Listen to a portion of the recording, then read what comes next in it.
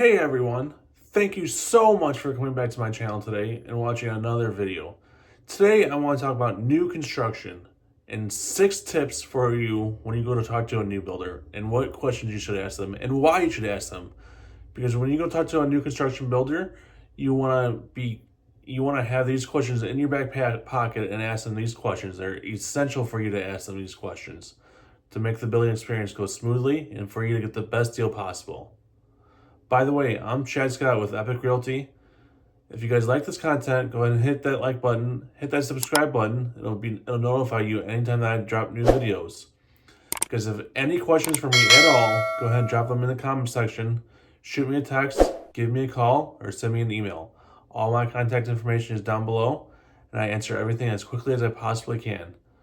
Let's go ahead and jump. First thing I want you to know is that if you're working with a realtor already, and they're helping you to find a home, or if you talk to a realtor and you want to make sure that realtor gets paid for your transaction, make sure that you tell them that you want to look at new construction houses. Because a lot of times when you talk to builders, if you don't bring the realtor with you to the first meeting, or you're actually pretty much 95% of the time, if the realtor doesn't make the introduction or come with you to the first meeting, the realtor will not get paid. They're completely cut out of the deal. Because builders don't want to pay any commissions if they don't have to. So make sure you tell the realtor that, I'm interested in new construction and I want to take a look at new construction whenever possible. So tell your realtor that I'm interested in new construction. Your realtor should have contacts with the new construction community. They should have a lot of new builders in your community they can put you in contact with and make those connections for you. That way, when it's time to have those initial meetings, they can go with you. They can at least make those introductions and make sure that if you do proceed with the new construction build, your realtor is in on that deal and they get paid for that transaction.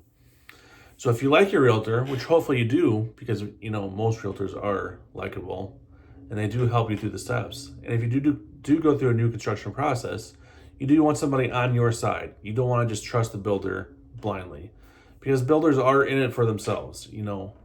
They will still try to take advantage of you. You want somebody on your side.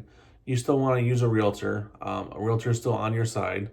They will look out for your best interests. They'll say, let's slow down a little bit. Let's not take the builder at their word. Let's still do a home inspection. Builders will let you do a home inspection. They usually don't mind that.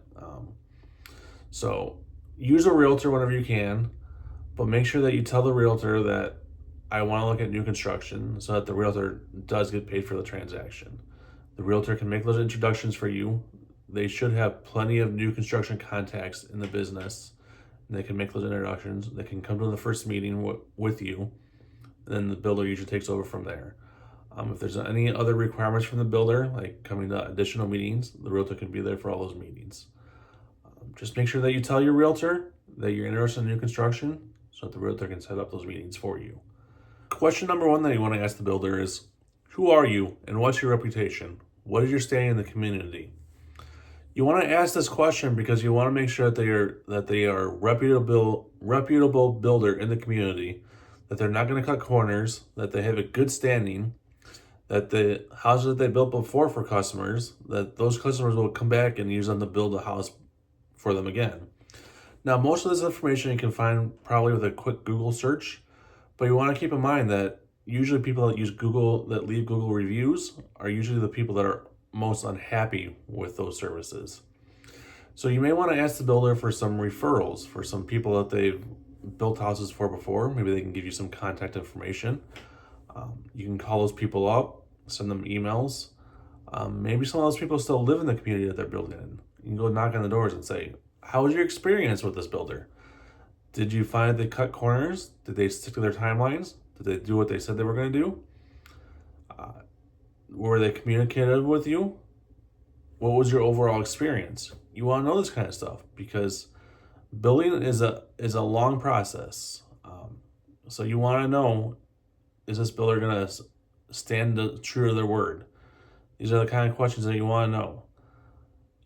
Building is a long process. It can be a stressful process, and you just want to make sure that the builder is going to be truthful with you and not cut corners, and build you a solid house that's not gonna need a bunch of work in a year or two after it's built. So making sure that the builder is truthful, reputable, and a good builder is very important. So you want to make sure that you choose a builder that has a good standing in the community, and one that is reputable and has a what's the word I'm looking for? Has a good reputation in the community as building quality houses. Question number 2 you want to ask the builder is what's included in the price of the house. So when you're talking to the builder and they show you the price of the house, they show you the base price of the house. So this is the price of the house. Let's say the price of the house is $300,000. And they show you everything that's included in the house. That's the base price. This is like the base finishes. There's no upgrades. Let's say their base is, every builder is different with their base.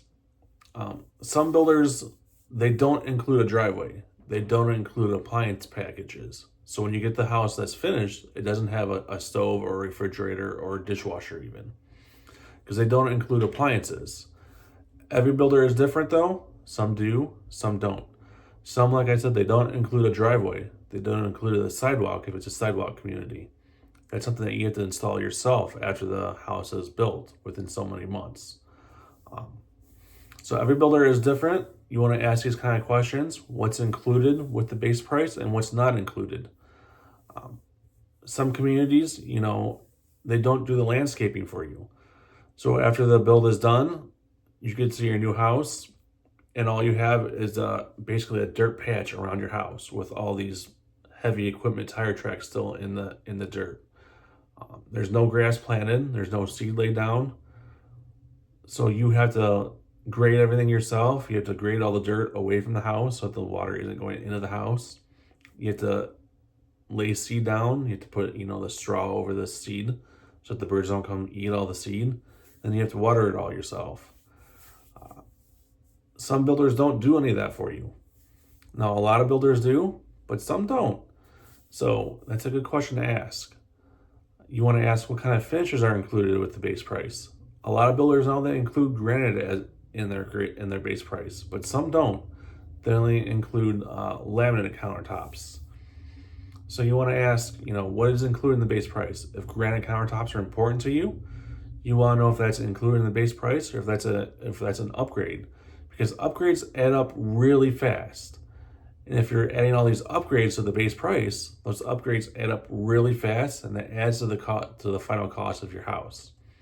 So if you're starting off at $300,000 and you're adding all these upgrades, eventually a $300,000 house can suddenly cost $450,000, $500,000, and you're getting to the end of the bill and you're like, oh my God, I wasn't planning to buy a $450,000 house. I was only planning to buy a $300,000 house.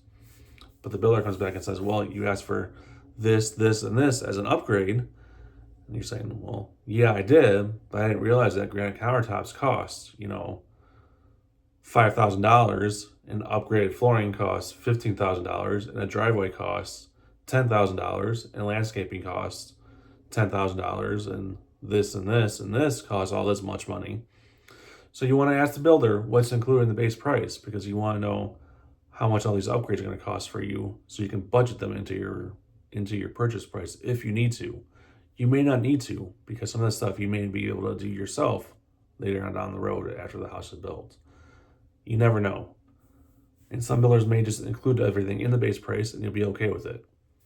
But it's an important question to ask so you know what you're getting yourself into when you're building the house. Question number 3, and a really important question you want to ask, is how long will construction take? Construction timelines vary greatly depending a lot on where you live.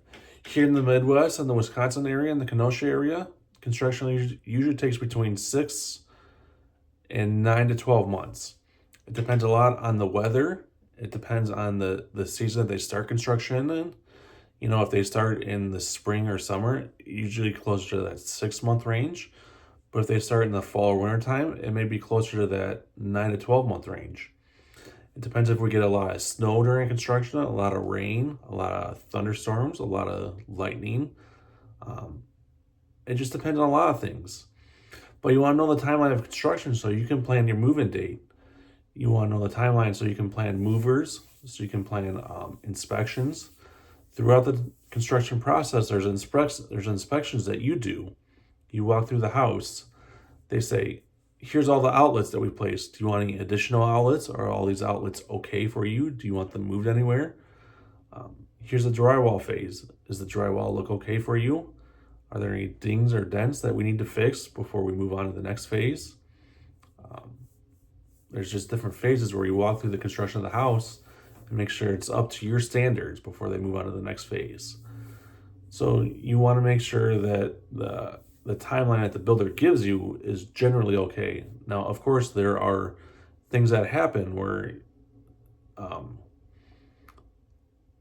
there's delays in construction. So usually when the builder says, it'll take, let's say 7 months, I usually say add 3 to 4 weeks onto that because there's inevitably delays, worker shortage, weather delays, material delays, whatever it can be. There's just delays. Now, if it gets done earlier, it's fantastic. You get your house done even earlier. But there's usually delays that extends the date of the house actually being done. So I usually just say expect the house to be done later than what they actually say, but take their expected deadline, and at least when they first tell you, with a grain of salt. Now, as it gets closer and closer, as the house is framed out, as the drywall goes in, as the plumbing goes in, as that deadline gets closer and closer, they'll have a more solid date. As you get closer to that 6, 8, 9 month mark, they'll have a more solid date to be able to tell you, and you'll be able to be like, all right, this is actually the move-in date. That date gets more and more concrete as opposed to when you first start building. But asking how long construction will take is a very important question that you want to ask, just so you can plan your life around it. And so you know when your house will be done, because building a house is very exciting. And you want to tell all your friends and family and neighbors, we're building a house. Come watch the progress of the house. Watch it be framed. Watch them pour the concrete. Watch them pour the foundation. Watch them, put the house up. It'll be exciting. You can make like a little party out of it, kind of. It's an exciting time. Enjoy it. How often do you build a house? I've never built a house, but if I was building a house, I would make a little party out of every stage of it, honestly. I think it'd be a lot of fun to do. So, question number 4 you want to ask the builder are what kind of warranties they offer. So most builders offer a 1-year warranty on the construction of the house. So if anything goes wrong with the house, like say you're in the house during that 1 year and a gutter falls off, the builder will come fix that. You got to call them, obviously. They'll come fix that at no cost. Let's say a piece of siding falls off. They'll come fix that at no cost. Let's say you're in the bathroom taking a shower and the paint starts bleeding or something like that. I don't know. Or something construction related happens to the house, they'll come fix it. Now, if it's something that you do, you get mad and you punch a hole in the wall, they won't fix that. But if it's something construction related, like a drawer, a cabinet drawer falls off the track, they'll come fix that. A 1-year builder related warranty, that's what most construction companies offer. They usually offer like a 20-year roof warranty, and usually a 20 or 30-year foundation warranty, maybe even a lifetime foundation warranty. Depends on the builder. It depends on the foundation company. It differs from builder to builder, but that's generally what most builders offer. Like I said, it differs from builder to builder. That's why you want to ask them, what kind of warranties do they offer? Most builders, within that year time frame, around the 9 to 12 month range, you can ask them to come in and they'll fix little minor defects in the house, like chip paint throughout rooms, maybe drawers that have come off track, maybe loose handles, little things throughout the house that are just wear and tear items that aren't a big deal, like low cost things for the builder to come in and fix, like a little handyman things for them to fix. Like around that 9 to 12 month range, you can schedule them and come in there and they'll fix little things like that. Most builders will do that. Not all of them will do that, but some will do that. So it's a question to ask them. What kind of warranties do they offer? Because obviously you have a brand new house here. You don't want everything falling apart within the first year after you built it. So you want to know, will this builder stand behind their work after the first year? Because I don't want to build a house, for $400,000 and have everything fall apart within the first year and nobody has a warranty behind it. Who would want that? I wouldn't want that. You wouldn't want that. And I'm sure the builder wouldn't want that kind of reputation. So most builders offer some kind of warranty, but you want to answer that question during your initial consult or sometime during the consult. So it's a good question to have in your pocket and a good question to ask them. So question number 5 that you want to ask the builder is there a lot premium? So what is a lot premium? So a lot premium, especially in planned subdivisions, which is what most people are buying in nowadays, there are specific lots that are very highly sought after. So usually like corner lots that have water frontage, so like on a pond, lots that are close to like clubhouses in a HOA community, something like that. They are very highly sought after. They're more desirable than other lots. So the builder will charge a premium for those lots. They're more expensive than other lots. So there's a lot premium for those lots. So let's say that most of the lots in the community are $20,000. These lots may be $50,000 to $100,000. So you want to ask the builder, this lot that I like, is there a lot premium for it? They'll say yes or no. They'll say yes, this lot is, $100,000, whereas the other lots are only $30,000. Well, you want to ask that question because obviously the more the lot costs, the more that adds on to your final price. Because you have to pay for the lot and you have to pay for the new construction build.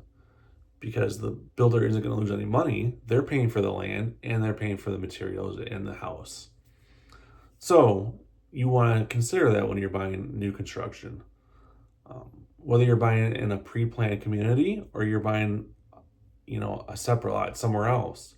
Usually if you're buying your own lot somewhere else, there isn't a lot premium because you're buying the lot yourself somewhere else. That's not in a pre-planned community.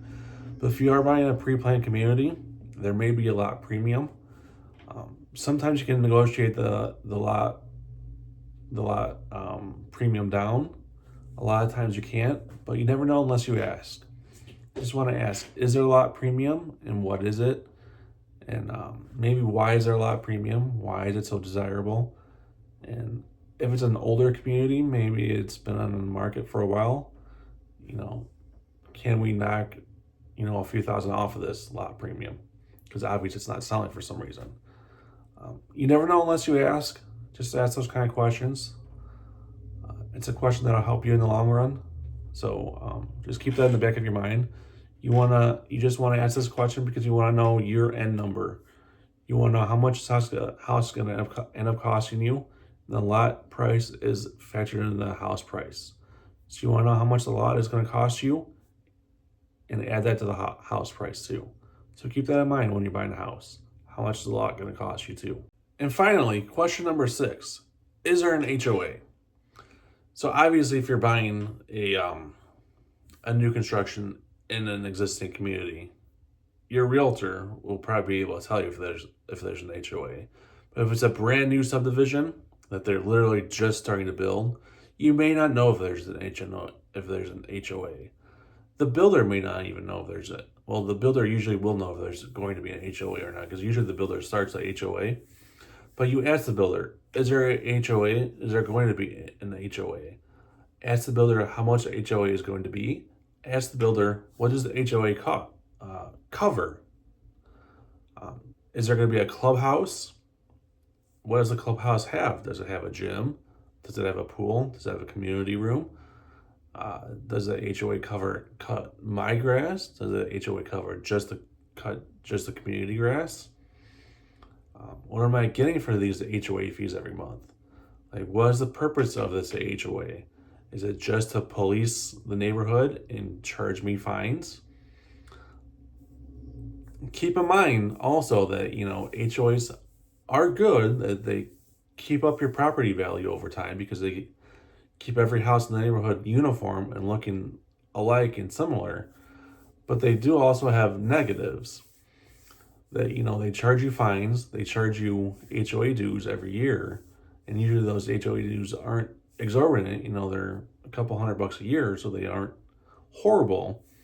But if you don't pay those fines or you don't pay those HOA dues, the HOA can actually put a lien on your house, and they can actually put you into foreclosure and foreclose on your house. A lot of people don't know that, but an HOA can actually foreclose on your house and take your house if you don't pay the HOA dues every year and you don't pay their fines. I have seen it happen. I have helped homeowners sell their house before the HOA fully foreclosed on their house, and it is sad, it is stressful, and it is, I think personally, wrong. It is, I think personally, wrong, but it is the world we live in. Those HOA documents that you read and sign at closing say that the HOA can do that. So if you don't agree with it, then you probably shouldn't buy a house in an HOA subdivision. So keep that in mind if you are buying or building a house in an HOA community, that the HOA does have those rights. But ask the builder that, what kind of HOA is this? What are the fees? What does the HOA do for me? What powers does the HOA have? Who's on the board of the HOA? Is it just the builder for now? Is it going to be the people of the community? Who governs the HOA?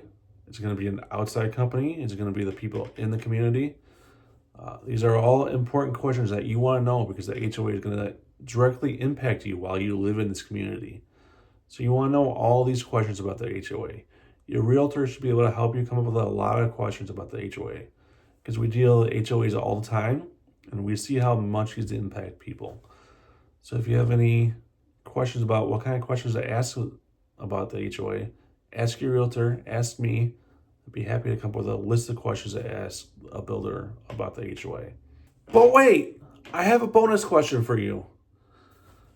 A bonus question you want to ask the builder is, do they have any incentives for you to buy in that community? A lot of builders, when you buy their new construction house, they'll offer you incentives. Maybe they'll cover your closing costs. Maybe if you use their lender, they'll give you a really great interest rate, a lot lower than what people are currently paying. Let's say interest rates are currently at 5%. Maybe you can get an interest rate for 4% or 3.5%. I don't know. Builders are crazy sometimes. They incentivize buyers for buying their new construction. So they do all kinds of crazy things that incentivize people to buy. They give you thousands or tens of thousands of dollars off of the new construction price just to get you to buy in their community. Why do they do this?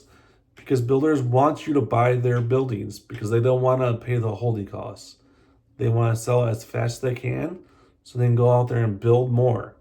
They just want to build. They don't want to hold the houses. They want to build. So the faster they can sell, the more they can build. So if you see any new construction that's sitting on the market for a while, that's actually good for you. You can probably get a really good or a better deal on that. So keep that in mind. So that's a really good question to ask when you meet with a builder is, what kind of incentives can you do for me? Are there rate buy downs maybe? Are there closing costs you cover for me? Does your lender give me a really good rate, interest rate? What are the incentives for me buying in your community, buying your new construction house? I hope you guys enjoyed this video about the 6 questions that you guys should ask a builder when buying a new construction house, plus the bonus tip. If you guys have any questions about this video or anything else real estate related about Kenosha County, or Racine County, or even down in Illinois, leave me a comment, send me a text message, give me a call, or shoot me an email. I'd be happy to answer your questions, and I respond to everybody just as quickly as I possibly can. If you guys are enjoying this content, please hit that like button. It really encourages me to keep making this content for you guys. If you guys enjoy my channel, hit that subscribe button. It shows me that you guys like this content, and I'll just keep making this stuff for you. Hope that you guys have a fantastic day. Happy house hunting, and I'll see you all in the next video.